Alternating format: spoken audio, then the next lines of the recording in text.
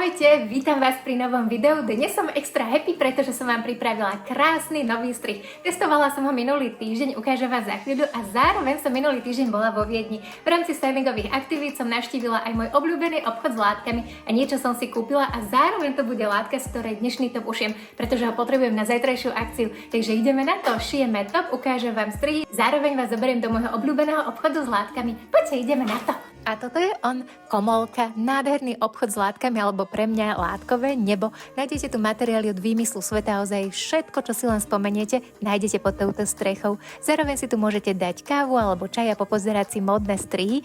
Mňa zaujali jedny červené šaty, počkajte, ukážem vám. Ešte tam boli aj také biele, no tieto červené sú úplne prekrásne. A samozrejme, že ma nájdete medzi čipkami a hodvábmi, ale pozrite, ako krásne je to vyšívané. Takže skutočne prenádherné látky. Aj tu stretnete veľmi často dizajnérov, návrhárov a študentov odevných škôl. Takže ja som mala šťastie, že tu zrovna, keď som tu bola, ja nebolo až toľko ľudí, lebo pozrite, tie látky sú skutočne prekrásne. A nájdete tu ozaj od lacnejších až po drahšie, exkluzívne, takže si isto vyberiete. Strihy som si ešte bola zobrať, ukážem vás za chvíľu, ale hlavne vám chcem ukázať tú látku.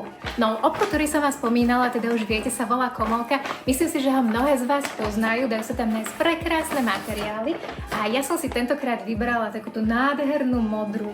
No, materiál, ktorý trošku prúži a zároveň som ho vybrala aj kvôli tomu, lebo chcem skúsiť ten náš top, ktorý som nazvala Sisi, vyskúšať aj z látky, ktorá nebude ultra prúžna. No a bude sa mi skvelo hodiť do môjho outfitu. Takže látka moja dnešná vyzerá takto, je to krásny twill a idem na to. Ale ešte predtým, ako sa tak stane, vám ukážem môj strih. Takže strih, ktorý som vám pripravila, si viete vytlačiť v pohodlí vášho domova. Jednoducho to spolu zlepíme, okreslíme na priesvitný papier a ide sa do šitia. Vymyslela som vám rafinované rukaviky opäť raz, pretože sa s tým stretávam často. Máte problém, že máte spadnuté plecia, ako nejakým spôsobom pekne vytvarovať postavu, ako ju robiť takú harmonickú. Takže som vám tentokrát dávala fokus práve na tie plecia. No a uvidíte, že je to krásny top, ako povedzme do takého voľnočasovejšieho outfitu, zároveň aj do vašich pracovných outfitov. Takže si myslím, že sa v tom nájdete ozaj mnohé. Je to jednoduché na ušitie, takže to zvládnete, aj keď ste začiatočníci. Jednoduché, rafinované. Poďte, ideme na to. Dnes to bude super easy, pretože strih má ozaj iba zo pár strán a samozrejme vám to nechám krok za krokom zavesené v rámci kurzu, ale pozrite takto, aby ste mali zhruba predstavu. Vytlačíte strany, obstrihnite si okraj a takto krásne to zlepíte dokopy. Ja mám rada aj túto časť procesu, patrí to k celej tej ceste, tvorbe šiat a ja sa priznám, že práve aj toto naozaj mám rada. A takto následne zlepíte ďalšie stránky, je to super easy. Takto máte tu značky, čiary vám krásne nadväzujú, takže ozaj sa toho vôbec nemusíte báť. A máte to raz, dva, pretože tých strán je naozaj minimum. Natiahla som tú látku takto na zem a vidíte, že som urobila, aby bolo preloženie tu a takisto aj preloženie tu, pretože hlavné diely prichádzajú na stred. No a rukavikovú časť budem polohovať medzi tie diely. Strihy zaťažím niečím, čo mám zrovna po ruke a vystrihnem.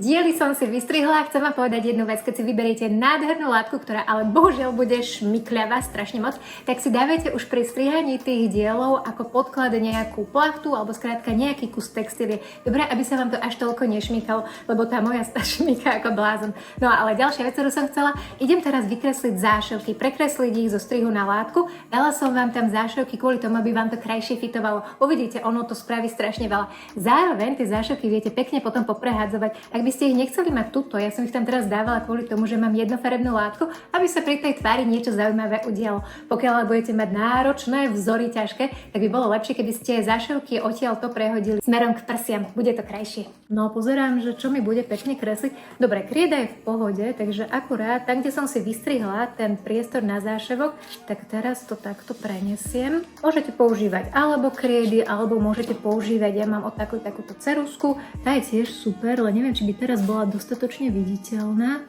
No, dám tam teraz tú kriedu. A ešte máte jeden záševok aj tu. Šup, šup. Tu si akurát dáme, že kde sú špičky. No a celé to prenesiem na druhú stranu. Pozrite, takto tam pichnem špendlík. Sem pichneme špendlík. Aj sem. Rozmýšľam, že čo by bolo také najjednoduchšie, zároveň vám chcem ukázať, ako to aj pre vás bude také fajn. Pár špendlíkov. Ono, tie krásne látky sú naozaj častokrát práve nie úplne šťastné na spracovanie. Dobre, idem si pre pravítko. Pravítko máme, ja si bez tohto neviem už predstaviť absolútne žiadne svoje šitie.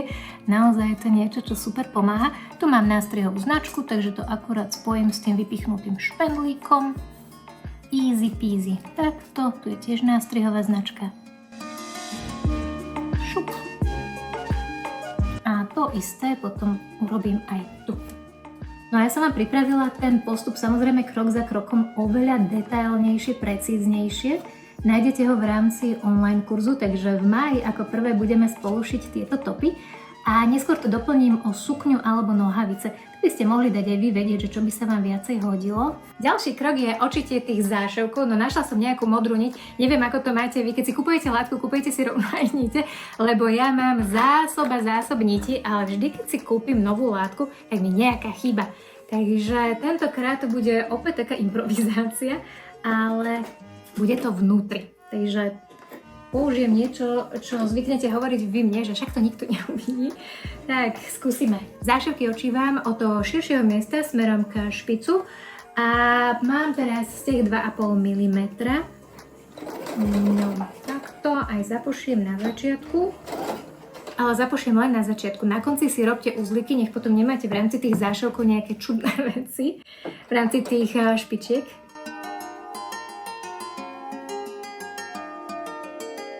A to isté aj na tom druhom.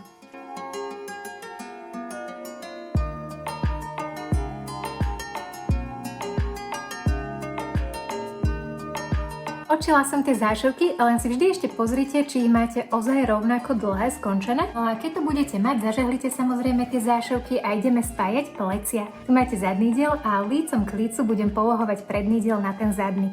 Tak, aby sa mi tu pekne spojili pliecka. A plecia si našpendlite, pozrite, takto. Ozaj je tento úplne easy peasy, rafinovaný je hlavne vďaka tým rukávikom a takému dômyselnému skladaniu tých rukávikov. Ale zvyšok je naozaj veľmi príjemný na šitie. Dokonca musím povedať, že aj táto látka, ktorá sa šmíka neskutočne, však to si uvidíte, tak nie je to také zlé, ako som čakala, že bude. Ale tá farba je taká krásna, že som to proste musela skúsiť. No a keď to bude našpedlené, tak to hodím pod overlock. Tuto? Aj tuto. Plecia zašité. Nemám nožnice.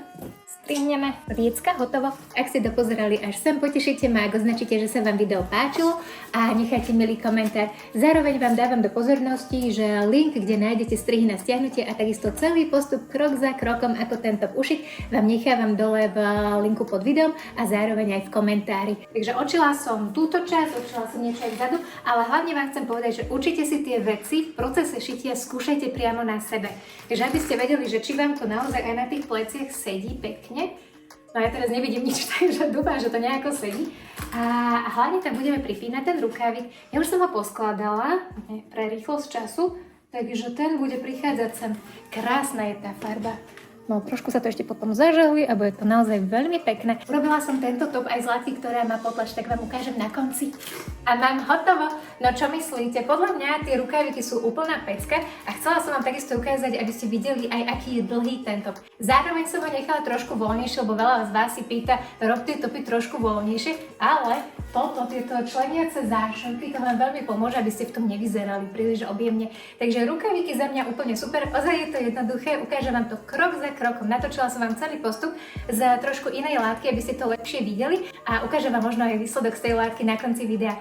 Ale teda za mňa takto. Viete to krásne dokombinovať ako k sukni, tak aj k nohaviciam a pokiaľ stavíte na takúto výraznú farbu, na leto ako stvorené. Na začiatku videa som vám spomínala, že som ušila ten istý top aj zo vzorovanej látky a toto je ona. Je to hodba, takže to krásne dýcha a veľmi pekne to splýva.